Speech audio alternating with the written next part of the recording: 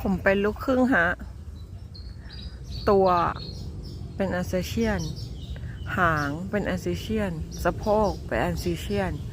หัวเป็นลาบราดอร์สีเป็นลาบราดอร์เหมือนแม่แค่สีผมตัวดำกับหัว แล้วก็หู ไม่สิ แม่เอาเลี้ยงชื่อโอลีฟ ไม่ใช่โอลีฟ แม่เอาเลี้ยงชื่อโอลาฟขาวจั๊วพ่อเอาเลี้ยงชื่อชานม เป็นเยอรมันที่หล่อมาก แต่เอาเลี้ยงดู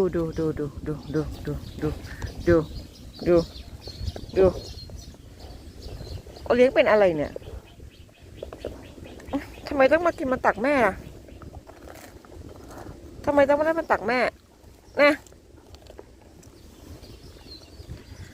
เดี๋ยวแม่จะล้มเอานะ